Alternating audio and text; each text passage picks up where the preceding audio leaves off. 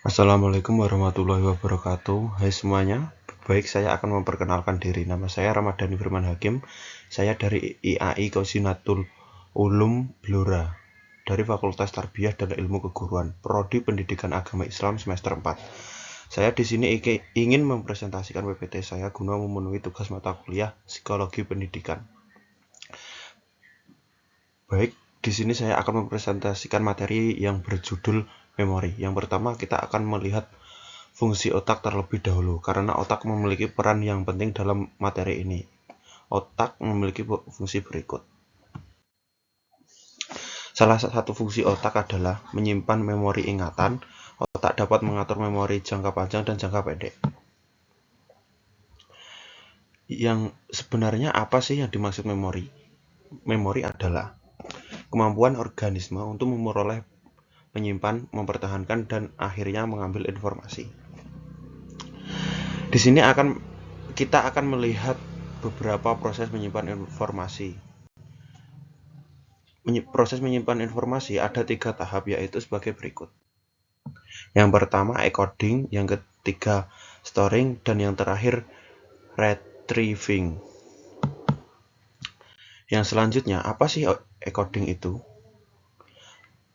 Encoding adalah suatu proses memasukkan informasi atau pesan-pesan ke dalam ingatan. Contoh dari encoding sendiri yaitu seperti kita mendengarkan cerita seseorang.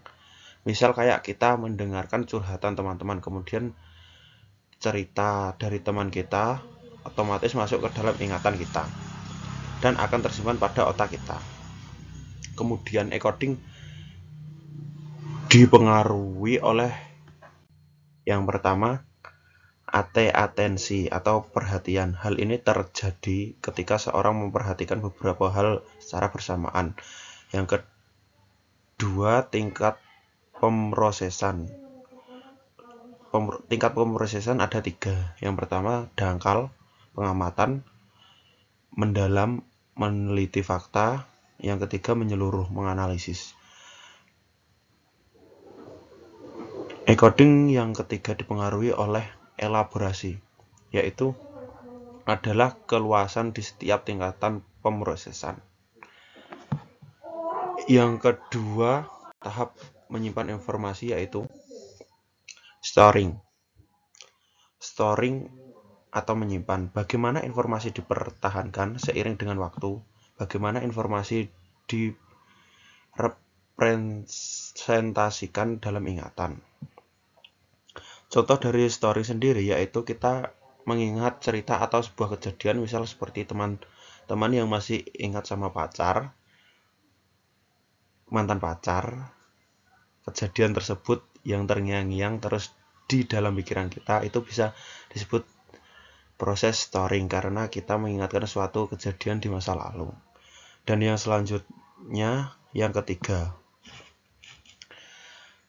tahap menyimpan informasi yaitu retrieving, adalah proses pemanggilan informasi yang telah disimpan dalam ingatan. Tahap encoding dan storing mempengaruhi retrieving. Contoh dari proses ini hampir mirip dengan proses storing. Proses ini juga kita mengingat suatu kejadian, lalu otak kita akan mengingat kembali dalam selang beberapa waktu yang sudah cukup lama. Yang selanjutnya kita akan mengenal jenis-jenis ingatan. Ada 3 jenis ingatan. Yang pertama, ingatan sensoris, yang kedua ingatan jangka pendek, yang ketiga ingatan jangka panjang.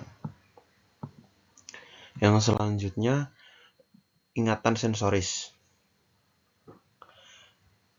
merujuk pada menyimpan informasi awal dan bersifat sangat terbatas. Proses penyimpanan ini dibagi menjadi 2. Yang pertama visual dan yang kedua audio. Contoh dari ingatan sensorik yaitu misalnya saat Anda merasakan tetesan air hujan di kulit Anda, memori haptik Anda mencatat sensasi tersebut, membantu Anda mengenali apa yang terjadi. Yang selanjutnya,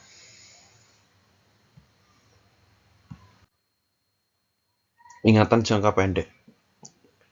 Ingatan jangka pendek itu meliputi kapasitas terbatas, durasi terbatas. Setelah waktu singkat, informasi akan hilang kecuali berlatih. Yang keempat, beberapa informasi akan ditransfer ke penyimpanan otak.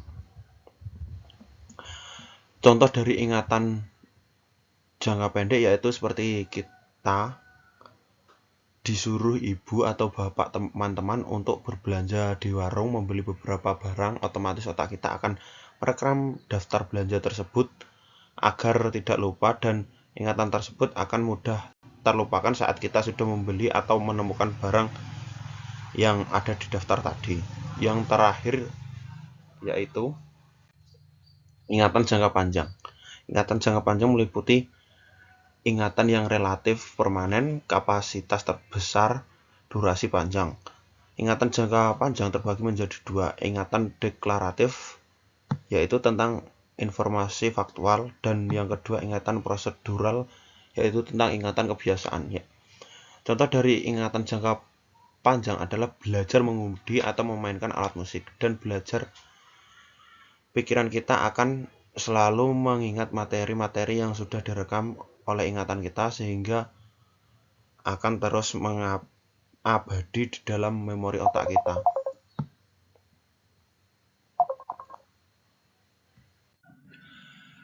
Yang ini yaitu ingatan prosedural terbagi menjadi dua, memori prosedural motorik atau sederhana, yang kedua memori prosedural kognitif atau kompleks. Ingatan deklaratif terbagi menjadi dua, yaitu ingatan episodik, yaitu ingatan mengenai kejadian yang terjadi pada waktu, tempat, dan konteks tertentu.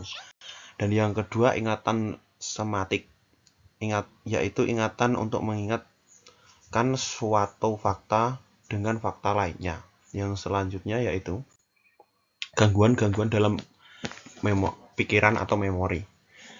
Yang pertama yaitu demensia. Demensia adalah sebuah gangguan memori yang disebabkan penurunan fungsi otak seperti daya ingat, kemampuan berpikir, memahami suatu, hingga mengganggu kegiatan sehari-hari. Yang kedua, Alzheimer, yaitu gangguan memori yang disebabkan oleh penumpukan protein abnormal yang menyebabkan terganggunya sel-sel saraf otak. Gejala yang terjadi dalam jangka panjang seperti kehilangan beragam fungsi, kesulitan mengontrol pikiran, memori, dan bahasa. Yang ketiga yaitu amnesia, kondisi di mana seseorang mengalami hilang memori yang bersifat sementara atau permanen. Amnesia bisa disebabkan oleh cedera otak, stroke, dan lain-lain. Yang selanjutnya yaitu dampak positif memori dalam pembelajaran. Siswa lebih kreatif dalam menghafal kata-kata. Yang kedua, meningkatkan kecepatan menghafal siswa. Yang ketiga, meningkatkan kemampuan otak. Sekian dari presentasi saya hari ini. Wassalamualaikum warahmatullahi wabarakatuh.